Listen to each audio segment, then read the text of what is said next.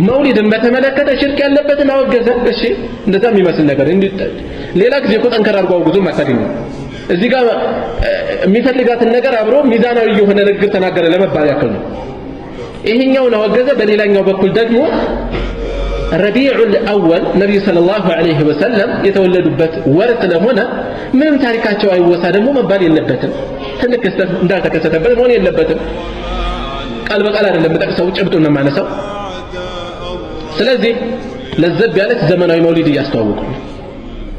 ቅልብጭ አለች የተከሸነች መውሊድ በዚህ መልኩ እያስተዋወቁ ነው። ነብዩን ሰለላሁ ዐለይሂ ወሰለም ማን አታውሱ ያላቸው? ረቢዕ መጠበቅ ምን አስፈለገ? በሌላ ጊዜ መፈጸም አይችልም። ይሄን ጠብቆ ማስታወስ ምንድን ነው የተፈለገው? በድርን እየጠበቅን የበድር ዓመት በየዓመቱ ረመዳን 17 እናክብር።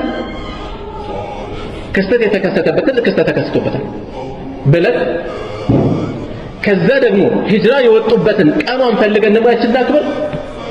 ከዛ ደግሞ የሆነ ክስተት የተከሰተ ሁደይቢያ ስምምነት የተደረገበት ፈትሕ እኮ ነው። ቁርአን ላይ ፈትሕ የተባለው እንደውም የሁደይቢያ ስምምነት ነው ይላሉ ዓሊሞች።